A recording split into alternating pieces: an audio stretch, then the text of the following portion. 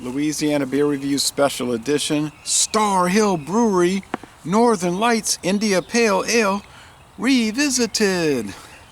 6.2% alcohol. This was sent to me by Douglas in Virginia. Thank you, Douglas. Now, this is brewed in Charlottesville, Virginia. Sorry, Crozet, Virginia. Close to Charlottesville. Crozet. C-R-O-Z-E-T. I was saying Crozet when I first did this. I bought a tall can, pint can, in 2021 when I took a road trip through Virginia, going there and coming back. And, of course, we can't get it in Louisiana. He sent this to me. Thank you, Douglas. So this is about a month and a half old, so pretty fresh and showing the northern lights, which we don't see in Louisiana.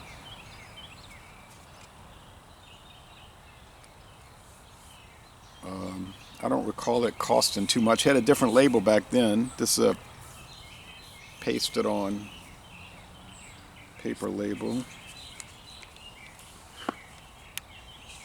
They use these hops. They don't list the malts, some kind of pale malts, obviously. They don't list the bitterness units, but they're using Cascade, Centennial, Columbus, Falconer's Flight, and Simcoe hops. It gets a 71 on Untappd, which translates right over to an 81 on Beer Advocate. That's about the same score when you look at it properly. So they're saying good. Good. Well, let's see. My remembrance, my recollection was that it was really good, really great, actually. Starr Hill was started in 1999. Only 3 years after I started my beer drinking project. Didn't start tasting beer until February 1996, in a formal sense. You know, I never really drank beer before that. I mean, as a little child, I would taste it from my parents' bottles or glasses, and I liked it. But in February 1996, I started tasting beer. Okay, and this project continues. Thin to medium off-white head is hazy, as you can see, hazy gold. So there's a lot of sediment in this ale.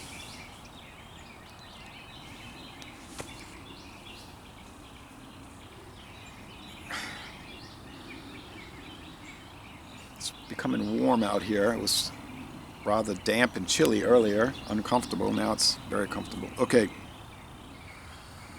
Yeah, nice bready, fermented white bread and white bread crust. Let's go with the taste. Cheers.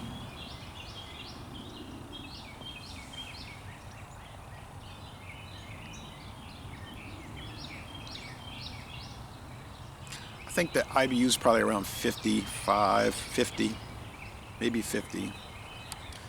So 3.5 out of 5 hop cones. Not a particularly bitter beer. Has a subtle herbal bitterness to it. Very nice.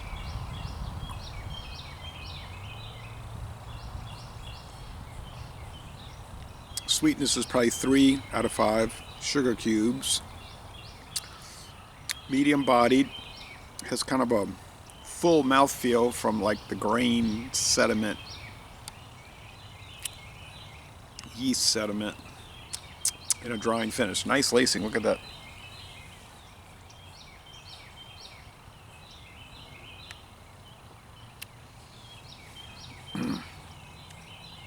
So is it an East Coast IPA? Well, Virginia is on the East Coast. Crozet is not too close to the Atlantic Ocean, but the state is on the East Coast.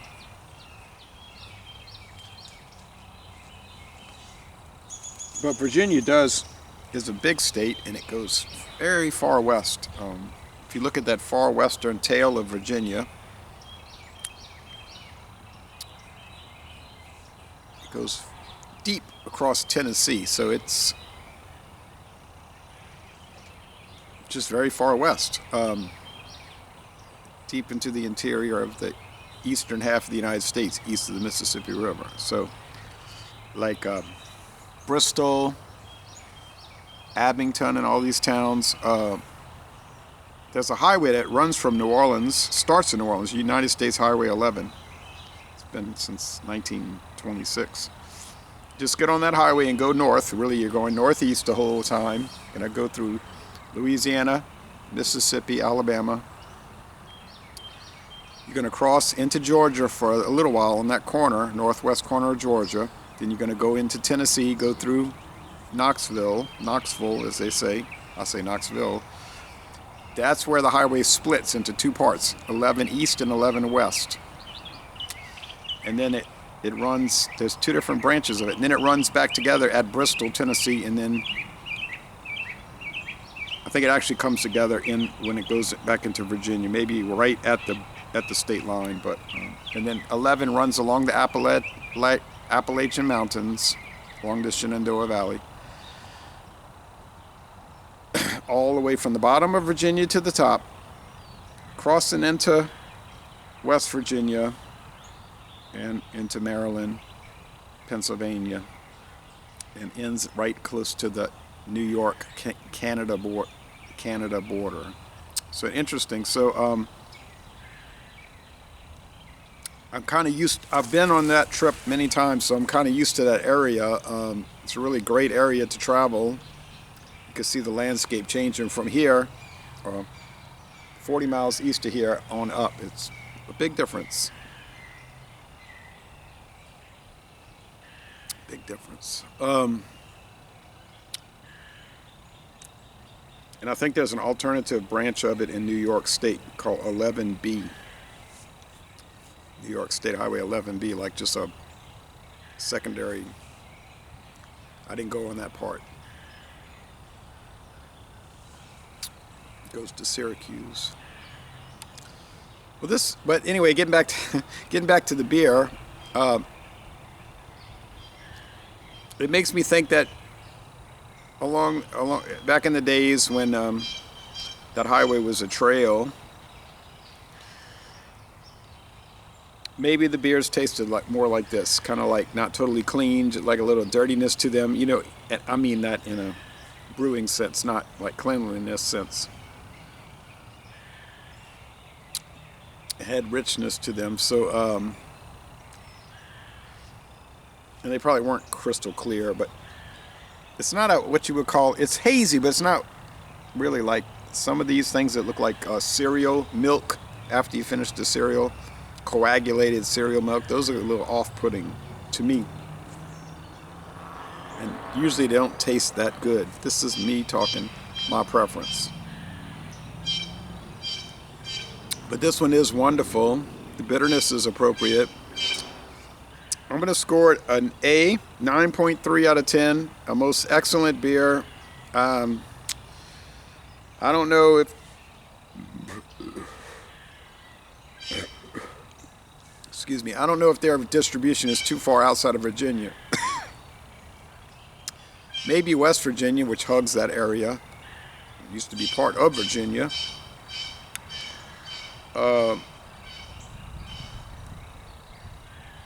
You might see it in Maryland. I don't know. I don't think it's too far distributed. I just found it at a store along the highway.